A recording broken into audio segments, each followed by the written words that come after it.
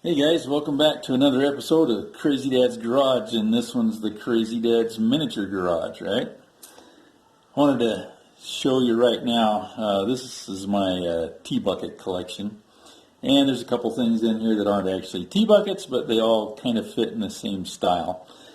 But I don't know that I have a whole lot to teach you here as far as the Crazy Dad thing goes, but this is just kind of one of my favorite parts of my model collection, so I thought I would show you some of the things we came up with, and there's a few lessons that we can learn from them. I'm going to start here because as I dug through this, I realized that out of this bunch here, it has two of my earliest attempts at modeling that I started as a kid. I've lost the one that I first built years ago. We left a whole box of some of my model kits and stuff in storage shed that my family had, and then it got sold, and so I lost some of that stuff. And I don't remember exactly the order of things. I know that first one disappeared somewhere. I don't know if it was there or somewhere else. I have another one that I remember building and lost it, broke it, something, and at some later date I actually found on or came upon the same kit in a store, so I bought it and rebuilt it again in the new form, and this was when I was older, so I did a much better job with it. But it'll be in another show. But right now, as from what I can remember, this little baby right here was one of my very early models, and it wasn't this nice when I got done with it the first time. It's been remade, and as much as anything, it's just been salvaged because it was in pretty bad shape. I was a little kid then, and building that kind of stuff was not something I was skilled or talented at, so I had to do a bunch of stuff here. But anyway, this thing is a smaller scale. Most of my cars are 1/25th or 1/24th scale. This one I think is a 1/32nd. And so it's just when you put it up beside one of the others, it's obviously in a smaller scale. But it was kind of a cool little car. I don't even remember much about the history of it.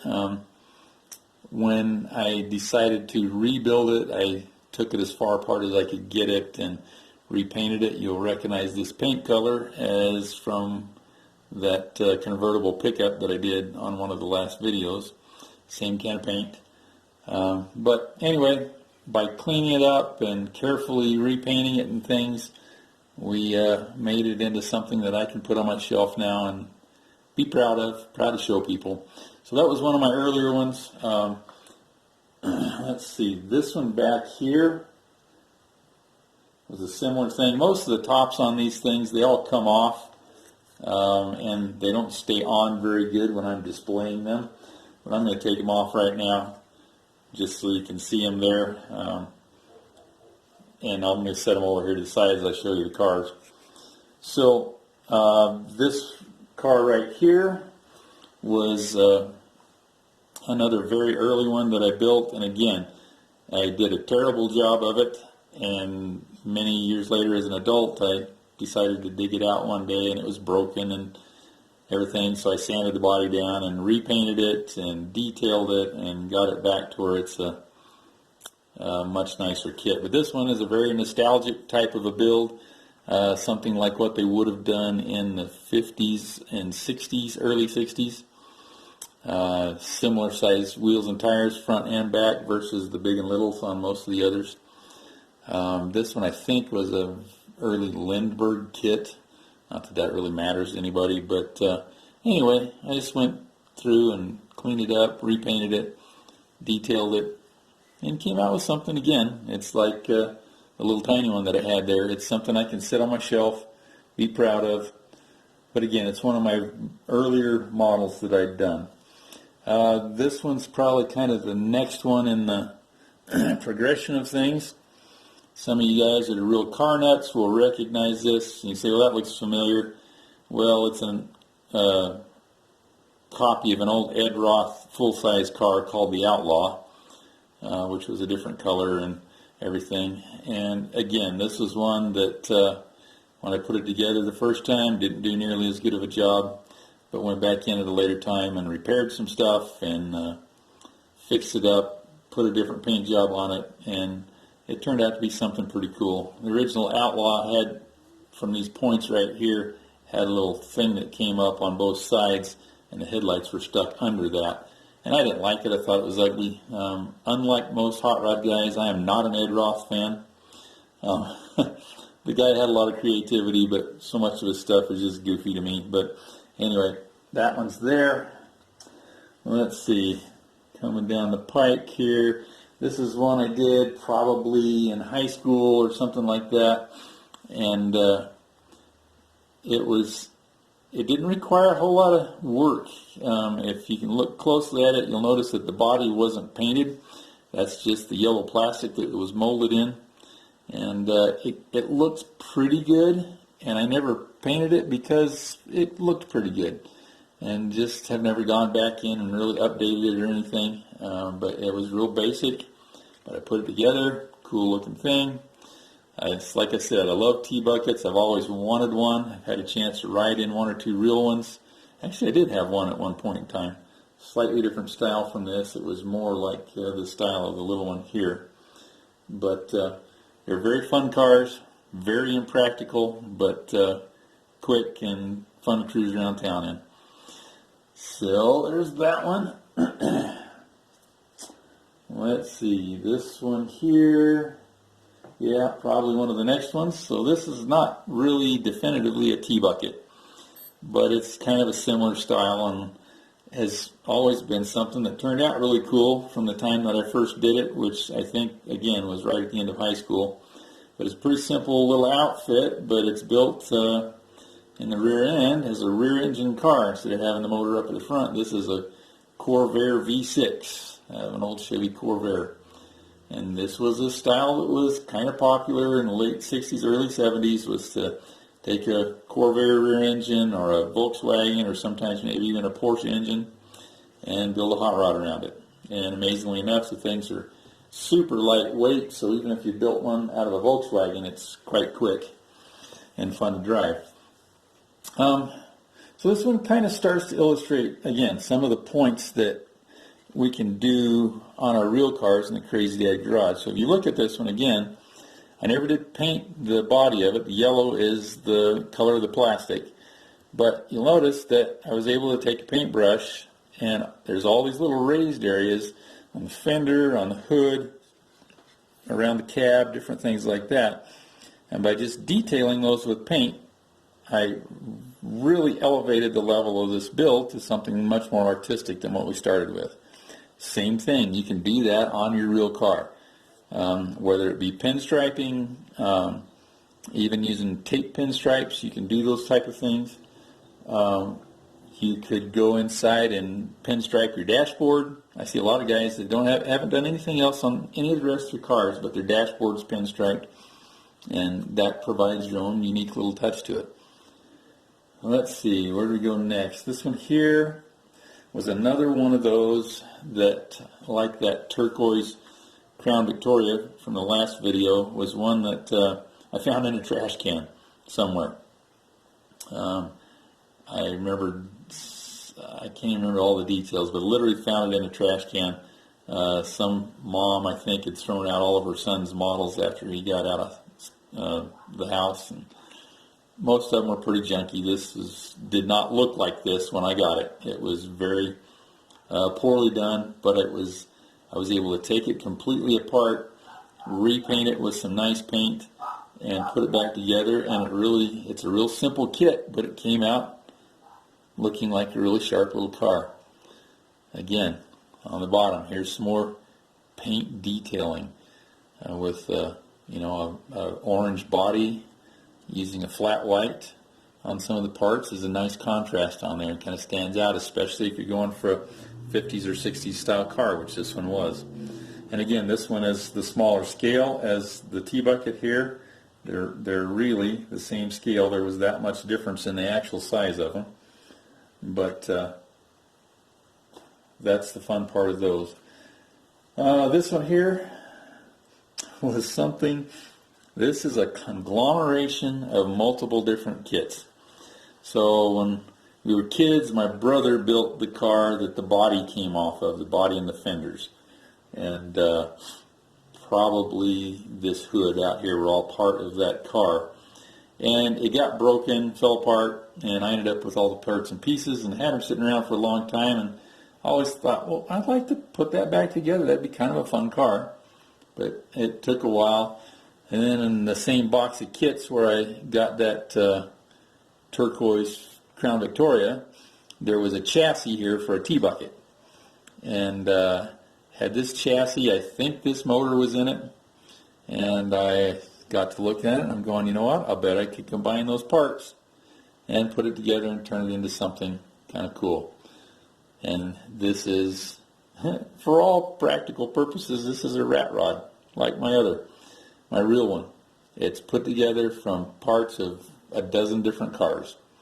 And that's something that in the hot rod world that we do a lot of times. And a lot of people have lost sight of that because there's so much emphasis today on going out and buying pre-manufactured parts to build your car with. But hot rodding originally started out with going to the wrecking yard and finding the part that would work good on your car and then going back and making it fit. And I still subscribe to that thought process. It's what makes car building fun for me. Rather than just buying something that I can bolt onto it, why not go find a part off of another car and make it work? So that's kind of got there. Then this little green and gray one here in the front, this is one of my latest models that I've done. Got it for Christmas probably 3 years ago. And I've kind of played around with it, put it together, and this one, again, like a lot of my other cars that I showed you earlier on, it was an experiment in colors. I am a giant fan of this lime green color. The lime green that they use on the Chrysler cars called Sublime. You've seen it on the new Challengers and Chargers and stuff like that, as well as a lot of the old things. And some of the new Jeeps, actually, I really like it on. But I had a bottle of that, and I thought, I'm going to use that. And how am I going to make that work? And so the gray on the body of this one was the gray that I had used on that old 55 Chevy pickup and part of the two-tone of the 69 Camaro that I did. So I used it here again. It's an engine color that's kind of a cast iron color is really what they call it. And then I sprayed clear coat over it. But what I love about this one, this car is a perfect illustration of what you can do by carefully choosing the paint that you use on things. And this is a color combination. I've never seen it before, especially on a T-bucket.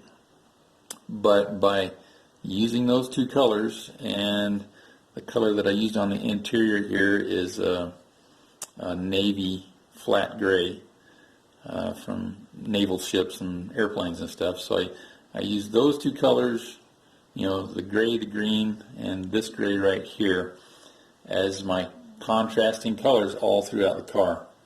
And it just really turned out to be something really neat. And I've really loved the way this one came out. I'm really happy with it. But those are things really, I guess, the take-home lessons here for the Crazy Dad Lowbuck cool car building philosophy are, again, you can do a ton of stuff with paint, and a lot of paint's fairly inexpensive. Now, if you're going to buy automotive paint that we normally paint cars with, it's not cheap, but you can buy spray cans, you can buy small cans of lacquer like they use in pinstriping. You can even use cans of enamel if you're careful about how you go about using them, and touch up things. Look at these cars. There's a lot of contrasting colors there that make things stand out, especially on this one over here, the pink against the blue and the white makes things really stand out. Here you've got the cream interior with the white details on it that really make things stand out. You can do that on a real car and not spend a bunch of money on it. If you look at the paint job we put on the Crazy Dad Camaro, that's kind of how it came together, was a similar thought process to what went into these model cars here. As I go through and finish up the Crazy Dad Lotus, it's going to be the same thing. I I've already done similar things to what I've done on these engines on the chassis of that car, and I will do that on the engine and transmission of that car. And as I start through the body, I'll start doing similar things to what I did with the Crazy Dad Camaro. And these are all lessons that I got to learn here in an arena where they didn't cost me much versus going out and trying to learn on a full-blown car. In fact, funny story. So the first car I ever painted, and I've probably painted 50 or 60 cars now in my life, but the first car I ever painted was right after I got out of high school. I had gotten a 57 Ford, and I was getting ready to leave to go to Japan for a couple of years to live over there and do some missionary work. And I had this car that I'd been working on, trying to get it going, a really cool old car. And I'd sanded it down. I found an automotive paint store, which I didn't even know existed in the town where I went shopping. And so I bought some paint. I had read the books, and I went out and I tried to follow those books and painting that car, and it turned out terrible. I mean, really, really, really bad. The final coat of paint that I put on it, they told me you got to thin it down extra so that it kind of blends in. Well, I thinned it too much, and the whole paint job ran on me. I had runs and drips come down the side of it, and it was an absolute phenomenal disaster. And an expensive one. You know, where one of these kits back in those days was costing me $5 or $6. The paint for that car cost me $150 or $200 or something. I don't remember what it was. And I just trashed a full-blown car with that paint job because I hadn't had any place I'd ever had the chance to learn on it. Now, that didn't stop me. I learned later on. I actually took a paint and body class in college and got pretty good at it, and I've done a lot of paint jobs since then for different people, some custom ones and just repair work and different things like that. So it's fun. Things like this are an inexpensive place to learn. If you're going to paint your Crazy Dad Camaro on a budget, you can paint it for under $200 with a bunch of spray cans. And yeah, the paint job won't last you for 10 or 15 years, but it will, last several years and be fun, and you can take care of it. So I guess my point there is when you're learning something, try not to learn in the most expensive possible way that you can. Take a chance, learn with different things that you can fix and move forward with. So anyway, that's my T-Bucket collection. I've had fun sharing with you. I hope there might have been a couple things you picked up there. This one, not so many lessons as I've done on the others, but mainly I just like to show off my T-Bucket collection. So there you go. Hope you enjoyed the video. We'll talk to you again on another one.